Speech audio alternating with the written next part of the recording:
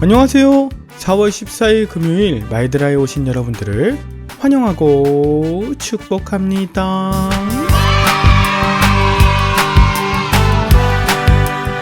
저는 엊그제 목회학 박사 논문을 최종적으로 제출했고요.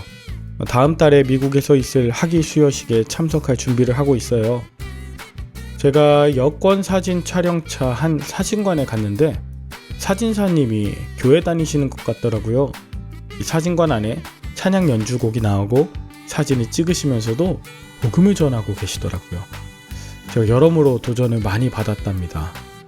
목회자가 교회 안에서 복음을 전하는 것보다 일반 사람들과 많이 마주하는 일터에서 복음을 전하시는 바로 여러분이 훨씬 영향력이 있겠다 싶기도 했고요. 모쪼록 오늘의 마이드라가 여러분이 오늘 만나시는 많은 분들에게 복된 소식을 전할 수 있는 매개체가 되길 바라는 마음 담아 오늘도 힘차게 마이드라를 시작해 보도록 하겠습니다. 자, 출발!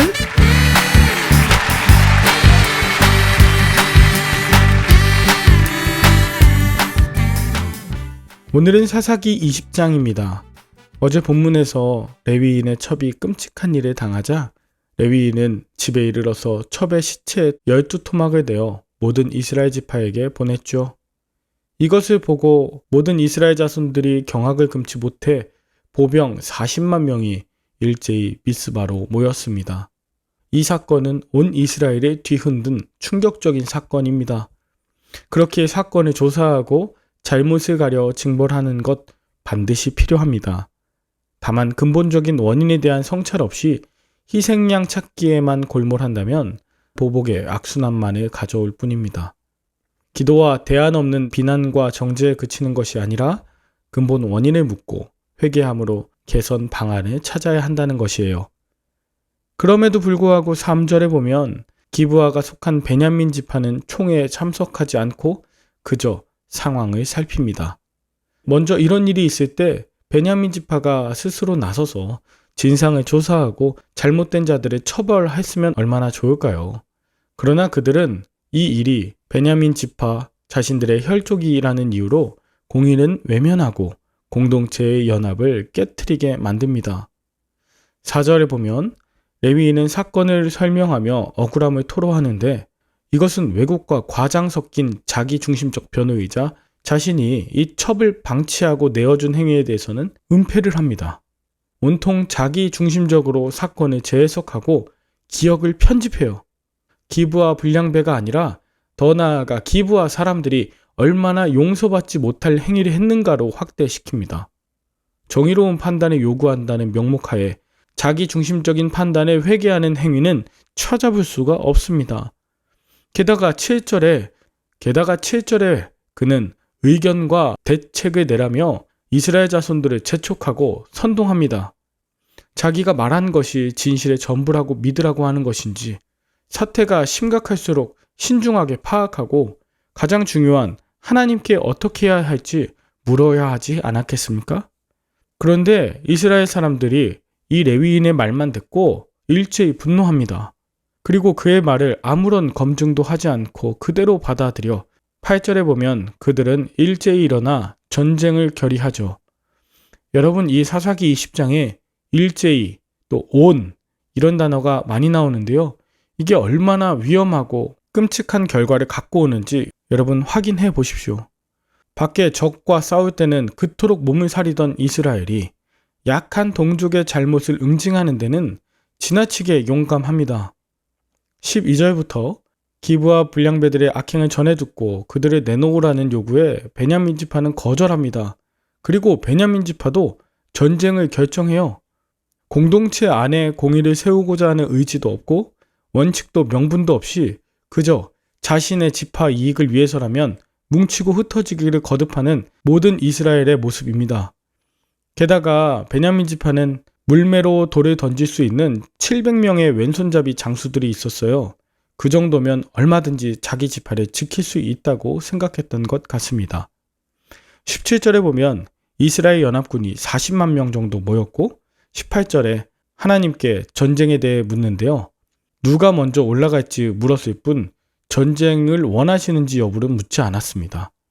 이것은 누가 먼저 올라갈지 가르쳐 주시기만 한다면 하나님의 도움 없이도 전력상 베냐민을 이길 수 있다고 자신한 것입니다. 그도 그럴 만한 것이 이스라엘 연합군 40만 명 대 베냐민 지파는 겨우 3만 4천 명에 불과했기 때문이죠. 결코 패배할 수 없는 압도적인 병력의 우세 속에서 이스라엘은 연이은 패배를 당합니다. 하나님께서 싸움을 허락하셨지 승리를 약속하지 않으셨기 때문입니다. 베냐민이 심판받기 전에 먼저 이스라엘이 심판을 받고 있습니다. 하나님을 신뢰하지 않는다는 점에서 베냐민 지파나 레위인이나 기브아 족속이나 이스라엘이나 거기서 거기입니다. 그렇지만 이스라엘은 용기를 내어 전열을 가다듬고 23절 전투에 임하기 전 하나님께 나아가 울고 날이 저물도록 번제와 화목제를 드립니다. 그 이후 세 번째 전투에서는 내복 작전을 펼쳤습니다. 그 결과 베냐민 지파 남자 2만 5천 명이 죽임을 당했고 600명만 남아 광야로 도망하여 목숨을 부지하게 되었죠. 몇 명의 불량배를 처단하기 위해 시작했던 일이 이스라엘 연합군 4만 명 이상, 베냐민 지파 2만 5천 명의 죽음으로 막을 내리게 되었습니다. 48절 그리고 이스라엘 연합군은 베냐민 지파가 머무는 온 성읍을 다니며 가축과 만나는 자 모두를 죽이고 성읍은 모두 불살라 버렸습니다. 여러분은 오늘 본문을 통해 무엇을 느끼셨나요? 폭력이 또 다른 폭력을 낳고 분노는 또 다른 복수를 낳았습니다. 결국 약자를 희생양으로 삼으려는 이 욕망을 복수하기 위한 일에 본인들도 똑같이 행동하고 있었습니다. 불량배 몇 사람을 심판하기 위해 베냐민 지파 모두를 송두리째 멸절하는 대량 살생을 정당화시킵니다. 베냐민 지파의 사람들도 연합군의 사람들도 모두 누군가의 형제이자 가족이지 않았겠습니까? 그들은 죽어도 되는 존재가 아닙니다.